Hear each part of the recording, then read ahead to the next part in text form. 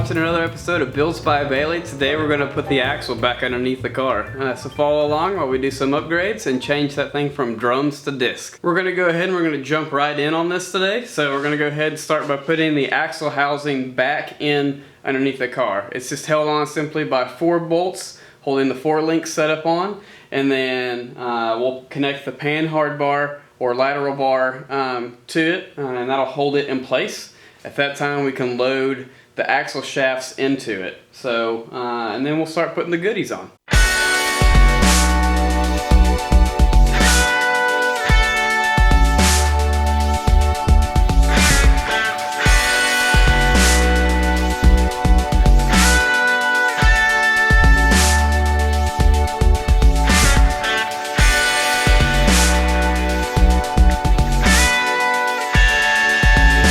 Okay, as you saw, I went ahead and I put the rear shocks onto it to stabilize it, lifted the jack up in place, and then I put the outer 4-link bars on.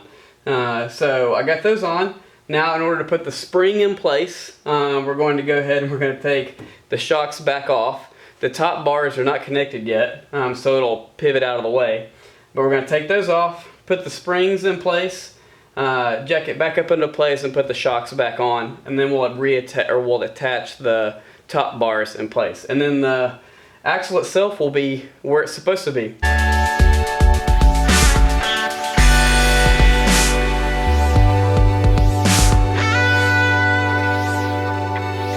Okay, now we have it connected with the front bar coming forward. The shock is reattached and the springs are in place. Now if you notice, there's some slack in here. That's a little more than I want, so since the right height is set by the spring, we're going to go ahead and we're going to tighten up on the shocks real quick.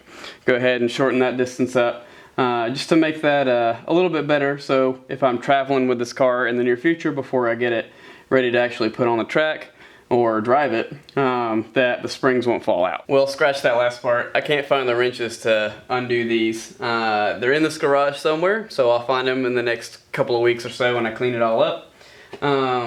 But, you know, it was good enough to drive around for a little while, or ride around for a little while. So before I actually get this thing out on the road, I will reset these. But in the meantime, we'll go ahead and we'll put the top bars in. Well, we have everything put back together, so next step is to actually put the axle in. So I took the old drum brakes and all the mounting hardware and stuff, and there's a backing plate that bolts onto the hub portion of the rear axle. So you have to cut the center of that out where the 4 bolts that come off of the axle come off. So I took and I made myself this little bracket. You can either make it yourself or you can just cut, you know, along the line where it was mated up to it and where the dirt line came to. So I just cleaned it up, painted it with a little bit of self-etch just to protect it while it's on there. It's going to be sandwiched between 2 pieces of metal. That little bracket that we put on first when we put the axle back in, and the actual hub itself. This acts as a spacer so everything lines up like it's supposed to. You're basically fooling the axle into thinking that there's still drum brakes on here. So we're going to go ahead and we're going to put this on first. There's 2 different ones. There's the hole is going to face towards the back of the car. It's going to be in that little groove where that like divot thing's at on that bracket. So we're going to go ahead and we're going to put these onto the axles and then slide the axles into place. So this little spacer has the exact same diameter as the bearing because it's actually going to slide over it a little bit. So that's going to sit on there. And then the bracket is going to slide up and touch that when it's on the car. So we're going to go ahead, remember, smooth side is the driver's side, the ones with the spiral rings is the passenger side. So as you can see, the spacer's on there. It sits right inside the bearing, and then the bearing is actually bottomed out, and you can see there's a lip on it. That's the reason for the spacer. Spacer goes up on there, and then this piece sits right onto that, taking up the rest of the space. And that pushes against the bearing, so the bearing won't come out while you're traveling down the road. So next thing is, we're going to take the bracket for the new disc brake conversion, set that up on there, and bolt all of those together. So Toyota's pretty cool. They've got these bolts that have a flat spot on them. They go on the back side of the hub, so that holds it in place and locks it in place. I did have to go out and get some new nuts to go onto these because the ones that were supplied with them, or that were on the drum brake ones, they didn't really didn't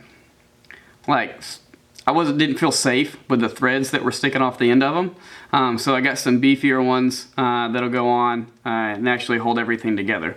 So start off by threading one of these in on the back side here and putting our bracket on.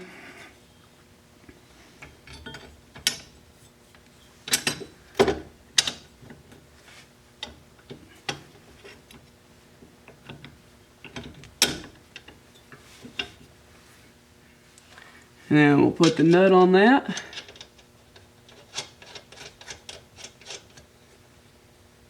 That's going to hold that in place. Now there's only 3 places on these brackets to actually put hardware through. The 4th hole that's on, you'll just use the regular hardware that came off of the drum brakes.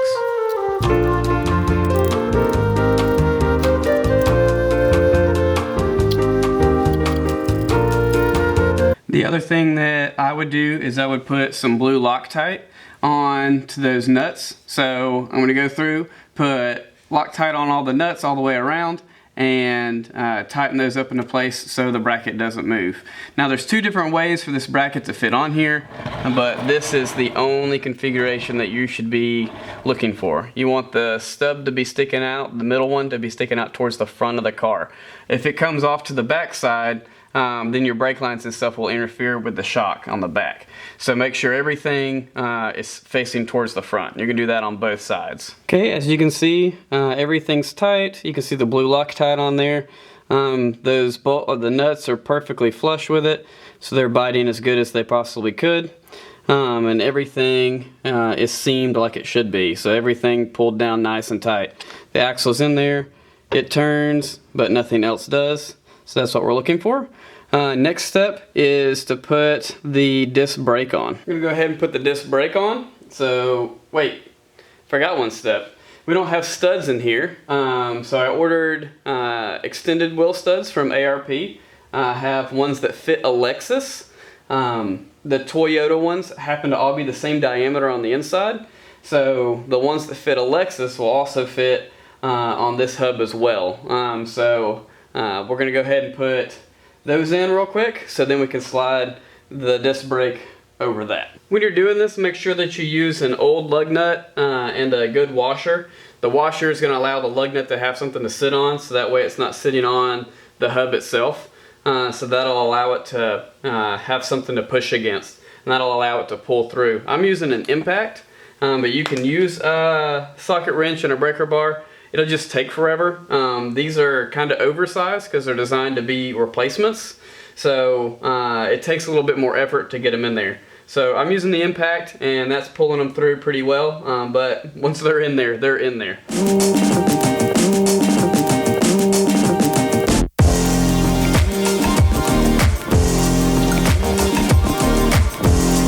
There you have it. There's your 4 extended wheel studs. All pulled through. You can see where the washer pulled some of the paint off. I'm not too worried about that because the disc brake's going to cover all that up.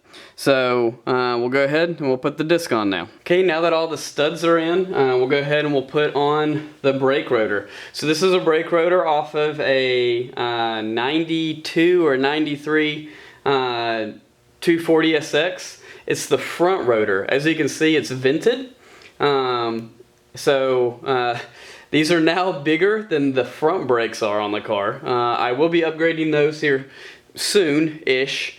So these are quite a bit big. We are doing a dual caliper kit on this particular one too. Not just going to put the one on it.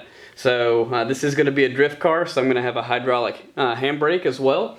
So that'll go to one of the 2 calipers, and the other one will be for your regular foot brake. So quite a bit larger, like I said, than the front, and it is vented. If you have directional vented ones, make sure you put the directional side on whichever side it's supposed to go on. But this is a 92, 93 front Nissan 240 brake rotor.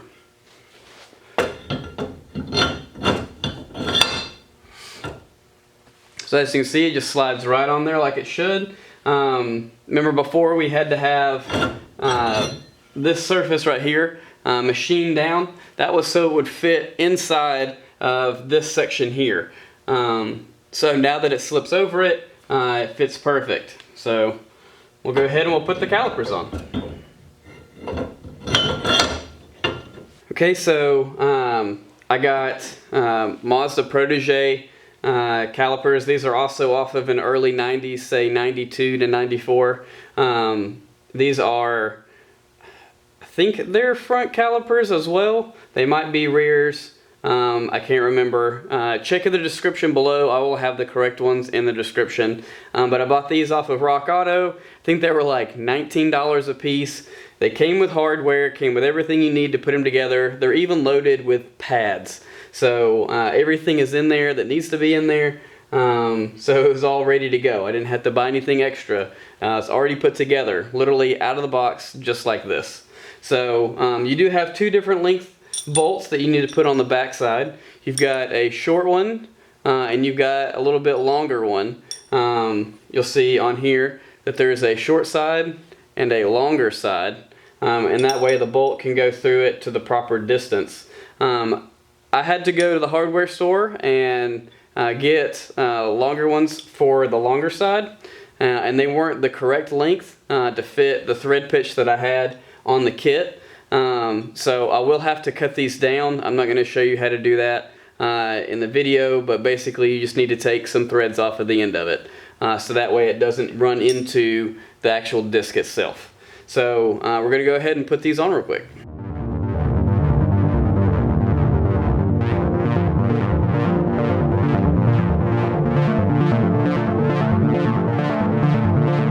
And there they are, put on there.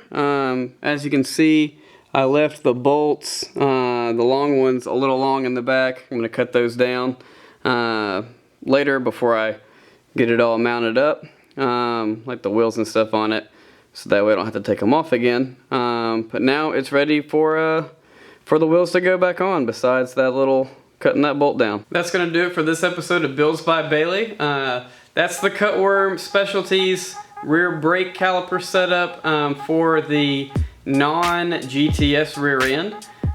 If you would like to pick up a set, you can always go over to Jeb's Instagram page at Cutworm Specialties, and I'll have that in the description below, and you can message him on there. He'll tell you how to either come to buy a shop, or you can send him your address and stuff, and he'll ship you out a set of those dual caliper brackets. So get those.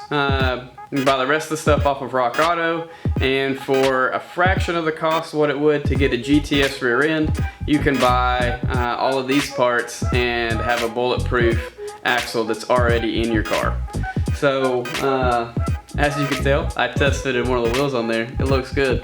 Next video is going to be putting the wheels on and testing the fenders, and possibly securing the fenders onto the car, or at least prepping them for that. So once again, thanks for watching. Don't forget to like, subscribe, and share with your friends.